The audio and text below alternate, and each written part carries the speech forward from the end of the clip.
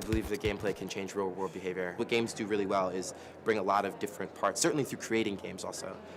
Games bring a lot of different things together, bring a lot of different types of reasoning into a single space, and that ultimately will have some effects in terms of changing how you think about the world or how you put things together. They're really, really powerful really powerful agents of change, and so I think that collectively, like having discussions like this about, what does the future of games look like and thinking ahead, I think that's probably the most helpful thing that game designers can do in terms of thinking about how best to use their tools.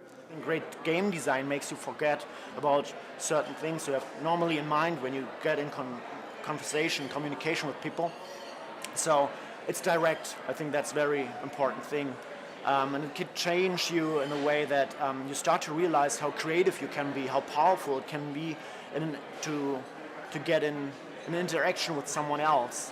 So if you have a great gameplay, then you know about the target and the rules exactly. So you're getting into a flow.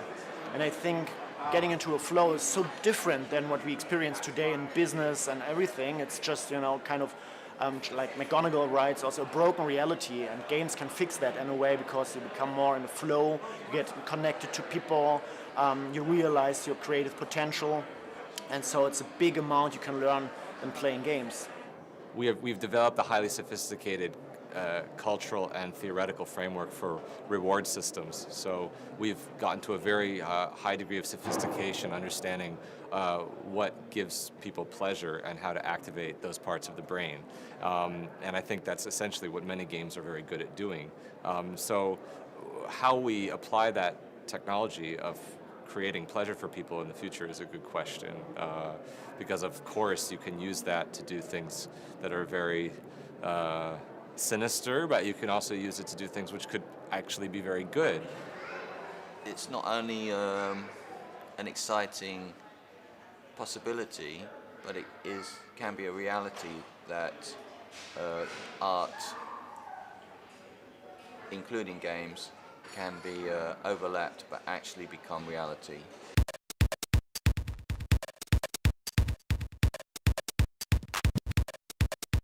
I've often noticed that when I play a video game, I'm engaging with this dimension of space, this front space, and I'm kind of like, I kind of get this feeling that I'm kind of separating from my back space and other systems of my body. Sometimes even my hearing, although hearing is really involved.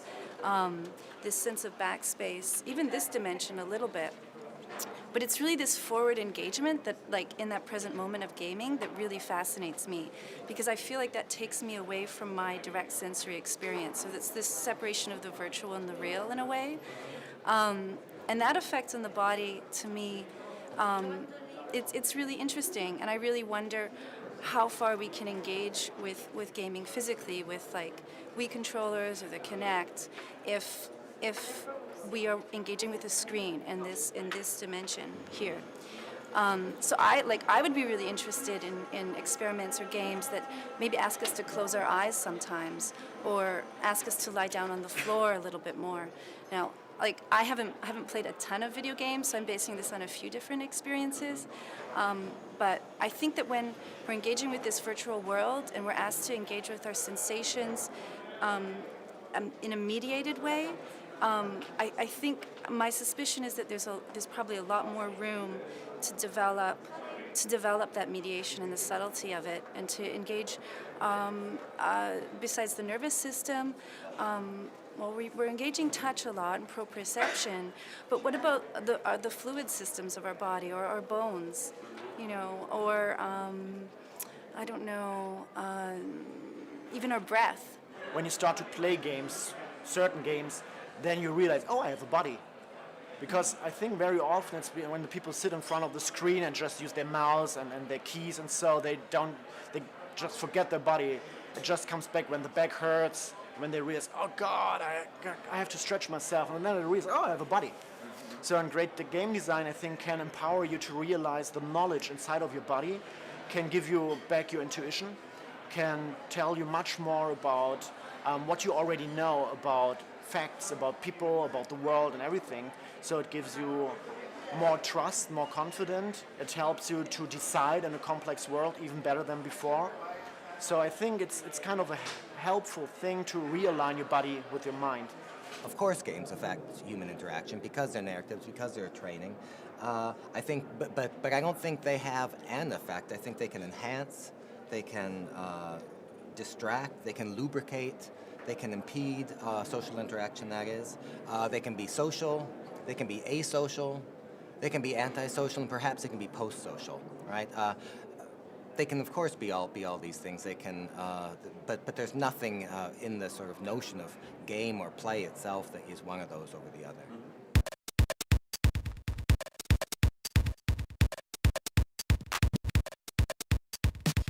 If game designers can take a more interdisciplinary approach and understand that perhaps the most innovative spaces are mixed reality spaces or hybrid spaces where the gameplay is not just about the interface that's digital, but also the social interface, they'll gain a lot of ground. And you've already seen the successes that pioneers like Lance Weiler have had with transmedia storytelling that borders on gaming, and he comes from a gaming background, so that's quite obvious. But I think from my own perspective, I believe we're moving towards what I call object-oriented moving images.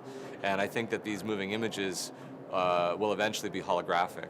And much of our compulsion to move in this direction, I think, is subconsciously motivated by our exposure to video games and our understanding that moving images can be manipulated on the object level as sprites, interdependent of each other, and that there are multiple timelines in one frame of a video game, and that frame is actually just a simulation. There is not really a frame.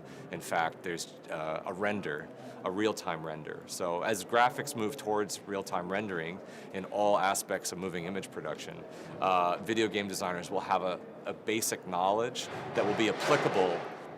They'll have a basic knowledge that will be applicable in a much more cross-disciplinary way than it is now. I would just like to see a broad spectrum, and the support for that spectrum, because we all know that the gaming is going to become more and more influential, and so it would be really great to see support for projects and games that actually explore more possibilities. I think one of the things that one of the things I'm good at is looking at things from a different perspective. I mean, what I consider my work to be doing is molecular biology in reverse. So, for instance, typically people think of a DNA fingerprint as an essential aspect, an essential picture of one's identity. Your essential identity, an unchanging glyph that could have been placed in your cells by Mother Nature herself. I take just the opposite perspective, that the DNA image is a laboratory construct that is changeable depending on every single condition of that lab or any lab you go to, that the DNA fingerprint tells us as much about the laboratory as it does about the individual. So I often will discover through inversion, through allowing a kind of a thought process to occur that sees things perhaps the opposite way to how we're trained to read that narrative. I think game design, I guess I would suggest, could do the same thing, could begin by looking at the opposite of assumptions, could begin by looking backwards at the way one is supposed to play, sort of interrogating every single concept of the field and thinking of it in reverse.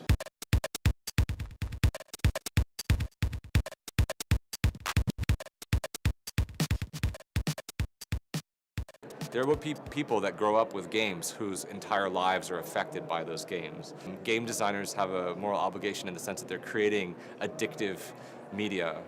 They're creating essentially chemically habit-forming media. I think that it is only a matter of time before some politician somewhere basically looks at a lot of these social games and says, these are certain types. These encourage certain types of human behavior, and they need to be regulated. To me, when I hear limits, I start thinking legislation. I start thinking constraints, and in a very broad context, you would say, yeah, maybe limits, but I really say no. I think we have to self-regulate from within. It's very similar to being a surgeon, for example. You know, like when surgeons, and it's funny because there's no like Hippocratic oath that that game designers have to, and maybe that's what this is all about. There's in other fields and other disciplines, there are a set of standards that you sort of have to abide by, or expectations that you have that you will not use your powers for evil. And I think that game designers face a very similar challenge in that the game designers are very good at getting people to do certain types of things or participate in certain types of behaviors. Not always in predictable ways, but certainly there's an intentionality there. And so I think that the moral obligations for game designers is that they need to figure out what are the appropriate ends, what do they want their games to do, and hopefully those line up with things that are good for the world.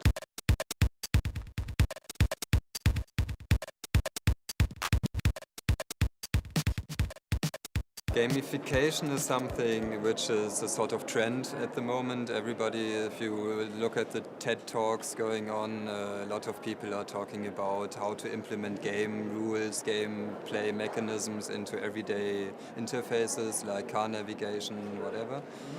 And the basic idea behind gamification is how to motivate people to do stuff they perhaps wouldn't want to do. So it can also have very negative impacts. It's not just good per se to make life more game-like. I think that play, more than games, because I like to differentiate the two always, has a kind of an ethical feature. I would like to refer to a book I really like by Pat Kame. It's called The Play Ethic, and he talks a lot about this. He says how play ethic followed the work ethic, and he describes exactly how to be a player also means to care and to collaborate. So I think that this is the point of interest. If we want to change something through play, it has to come from this side. It has to come from caring, from inventing, from creating, from wanting to be with the other person and work with the other person without necessarily see the competitive part of it. My prediction is that over the course of, the next 50 years or 100 years or whatever, this moment where we sat down in front of screens and played games and held things in our hands, that will seem like a very strange period. It will seem very archaic that we did this, or we stood in front of this large arcade cabinet and we played a game. I mean, I think that this sort of distinction between what we do in our game lives and what we do in our real lives is going to completely disappear.